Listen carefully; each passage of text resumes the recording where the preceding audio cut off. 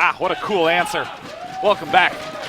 And a big shocker, Jaedong, who's known for being the master of the JVZ matchup, as it is called, with a near 90% win rate in it for a long time, is now down 0-2 to the newcomer Byul, who is playing phenomenally. Yeah, definitely so. And I think Byul just knows Jaedong's build so well and is punishing him a lot of times, but also has just well-constructed builds overall in this CVC. You would think it's a very dry matchup, not a lot of innovation, but there's tons left, and we're seeing that right now. Let's hop into game number 3, where once again we are at match point. Such a shocker. Down in the bottom right-hand corner. You may not have heard of him before today, but he is making an enormous impression on the scene as he ends up 2-0. Give a cheer for LGIM's Byul!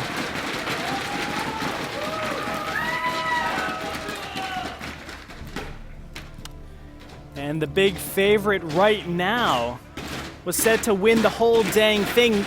Down 0-2, needs your support. It is Evil Genius's Jaedong!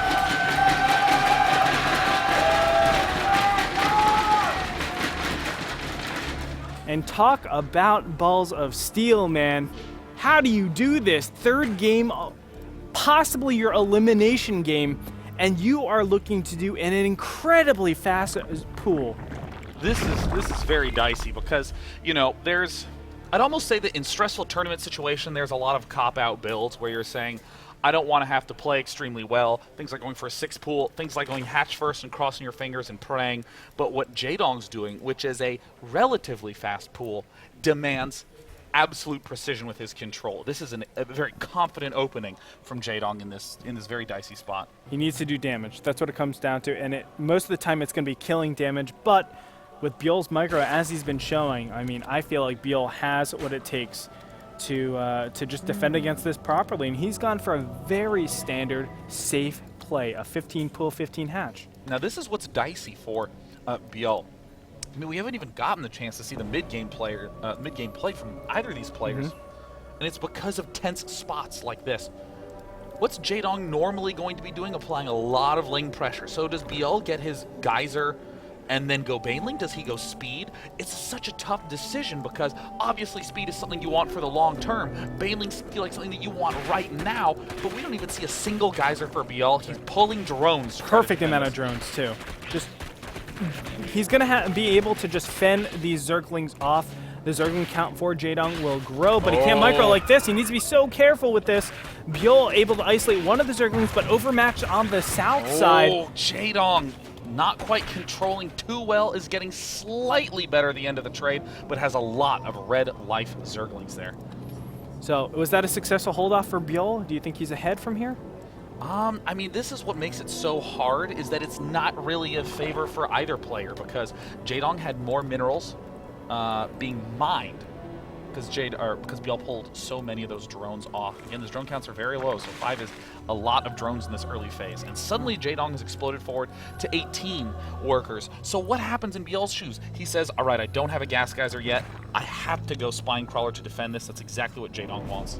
And this is so cool. He actually adds on a Spine Crawler, as you said, to defend against Banelings, right? That's the normal transition. Normally it's this attack, and then there's a phase 2 of it somewhere or another where Metabolic Boost or Banelings pop in and you can die. And normally it is Banelings for this. People go all in. No.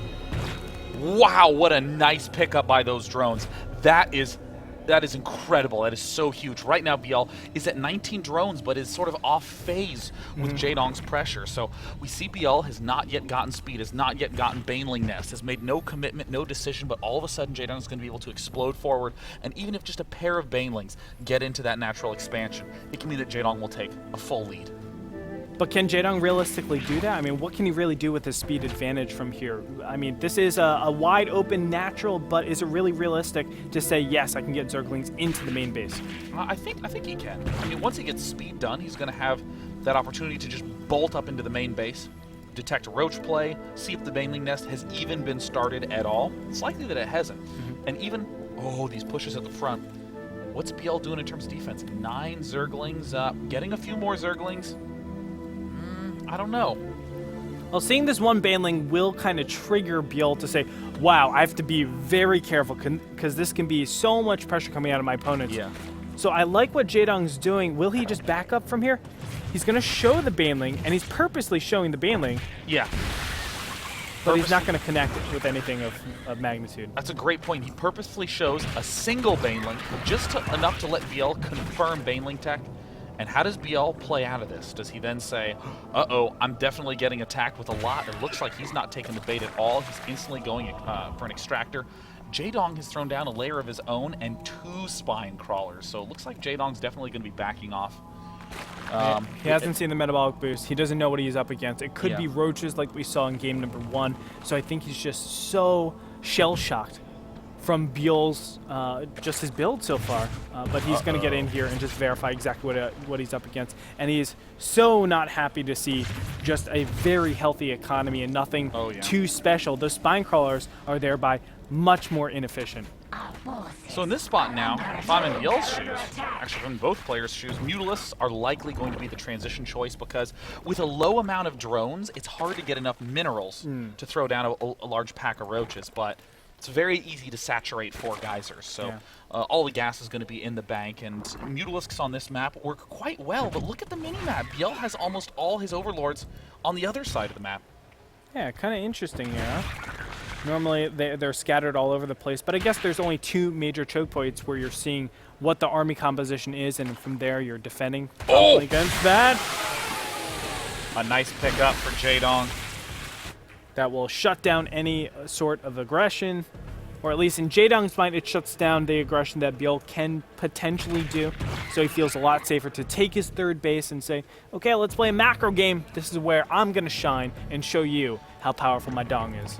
Yeah, I mean, Jaedong is getting the good scout in here. Sees with the Overseer that there is no threats. This is where both players flood nothing but Zerglings, both to defend these 3rd bases, but also to try to deny the enemy's 3rd bases. And we're seeing an almost perfect composition by both these players.